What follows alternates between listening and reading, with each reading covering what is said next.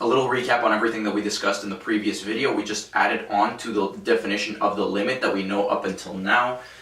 A limit of a function as x approaches a for f of x is equal to f of a if and only if the limit as x approaches a from the right of f of x and the limit as x approaches a from the left of f of x are both equal to f of a.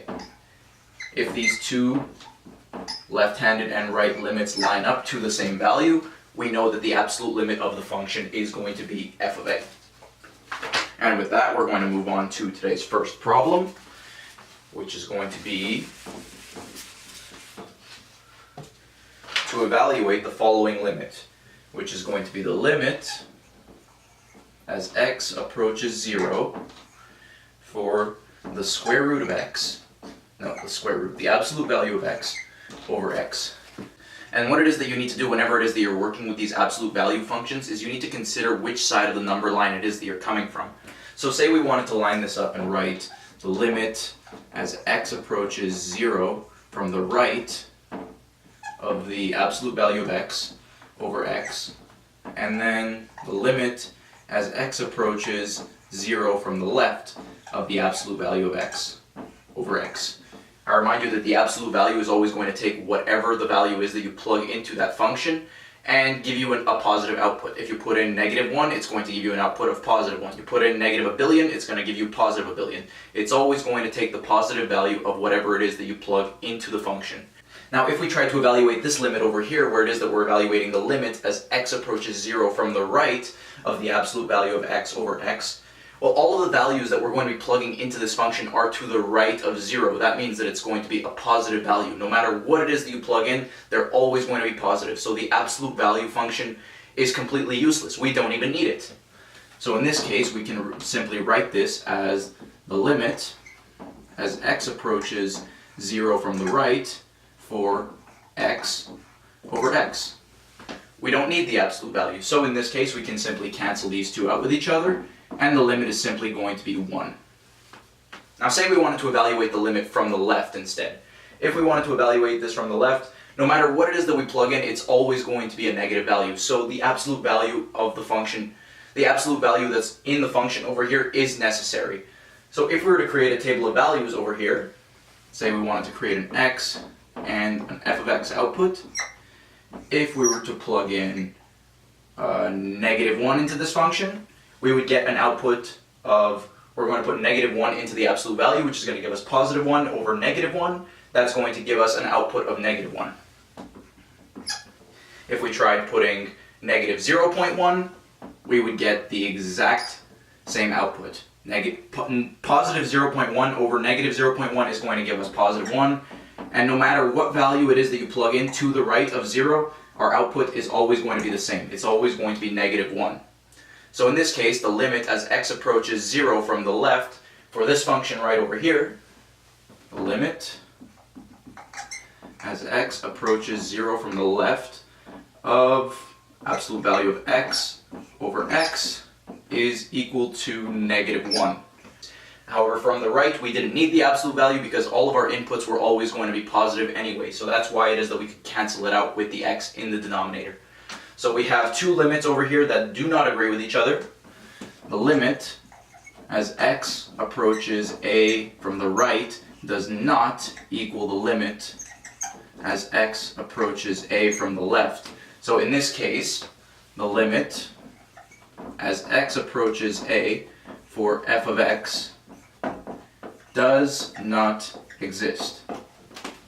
Whenever it is that you have two values, a right-handed limit and a left-handed limit that do not line up with each other, the limit does not exist. Now say it is that we wanted to evaluate this following limit right over here, which is the limit as x approaches -6 for 2x plus 12 over the absolute value of x plus 6. Well, in this case, what we want to do is we want to take both the left-handed and right-handed limits and see if they line up with each other. So if we were to take the limit as x approaches -6 from the right and the limit as x approaches -6 from the left of this function, and What I'd like to do over here is, you'll see why in just a second, I'd like to factor a 2 out of the numerator. So we factor a 2 out of the numerator, and we're going to have x plus 6 left over in the numerator, and the absolute value of x plus 6 in the denominator. Likewise, I'm going to do the exact same thing down here when we're evaluating the left-handed limit over the absolute value of x plus 6. And I'd like to remind you very quickly that an absolute value function can be defined in 2 different ways, depending on which side of the number line it is that you're coming from. So say you wanted to take the function of the absolute value of x plus 6, you could split this up into positive x plus 6 if x was greater than or equal to negative 6. If you plug negative 6 into this, you would get 0. You'd have absolutely no need for the absolute value function. Likewise, if you plugged in a value which is greater than negative 6, such as negative 5.9, you would get negative 5.9 plus 6, which is going to give us a positive output. Again, we don't need the absolute value function. However, if we wanted to take values that are going to be less than negative 6, so negative 6.1, negative 7, then the absolute value would need to take effect, in which case we would define the function to be negative x plus 6 if x is less than negative 6. So here we're evaluating the limit as x approaches negative 6 from the right. Negative 6 from the right means that x is going to be greater than negative 6. So we can substitute this in to our limit. So we take the limit as x approaches negative 6 from the right, or 2 times x plus 6 over x plus 6. Because the absolute value is not necessary anymore, we can cancel this out. So the limit as x approaches negative 6 from the right is just 2. However, if we try to evaluate the bottom limit, the limit as x approaches negative 6 from the left, negative 6 from the left, 2 times x plus 6, we're going to be coming from the other side of the number line, which is going to be giving us inputs which are going to be less than negative 6, and because of that, the piecewise function is going to be defined as negative x plus 6 instead. So we can substitute negative x plus 6 in here. We can cancel out the x plus 6's, but 2 divided by negative 1 is going to leave us with negative 2. So we have a left-handed limit and a right-handed limit that do not line up with each other, and therefore the limit as x approaches negative 6 for, let's just write f of x, does not exist. Left-handed limits and right-handed limits do not line up, the limit does not exist. So we want to evaluate the following limit over here, which is going to be the limit as x approaches 0 for x minus 1 over x squared times x plus 2. And we're going to be using a method called sign analysis. And this is going to save us a lot of time, especially on tests where it is you simply do not have to have the time to draw out a full-blown table of values. So what it is that we're going to be doing for this, right before it is that we even move on to any left-handed or right-handed limits, let's see if this is going to give us an indeterminate form or a division by 0. In any case, we're going to need to evaluate the limit from the left and from the right. So if we were to plug in 0 into this function, we would get 0 minus 1, which is going to give us negative 1 on the numerator. And if we plugged in 0 in the denominator, we'd get 0 squared multiplied by positive 2, which is going to give us a 0 in the denominator. 0 in the denominator doesn't work. We're going to need to evaluate the limit by the left and the right-handed sides. So say we wanted to evaluate the limit as x approaches 0 from the right and the limit as x approaches 0 from the left of this function right over here. We're going to be using a method called sign analysis. This is going to save us a lot of time, where it is that we're going to want to plug in a value which is going to be close to, but not at, the value that we want to evaluate the limit at. So basically what we've been doing up until now, but we don't need to make 4 or 5 comparisons to make sure, okay, is this shooting to negative infinity, is this shooting to positive infinity? In this case, we can just plug in one value. So say we wanted to plug in one value that is going to be greater than 0. So say we wanted to take 0.1. If we plug 0.1 into the numerator of this function, we would get a negative output. It doesn't matter what the output is going to be. If we were to plug in 0.1 into this function in the numerator, 0.1 minus 1 is going to give us negative 0.9, but we don't care about the value. It's going to give us a negative sign.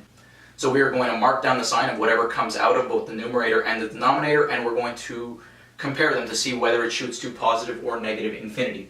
If we were to plug 0.1 into this function right over here, 0.1 squared is going to give us a positive value, and 0.1 plus 2 is also going to give us a positive value, in which case we're going to have a positive value in the denominator.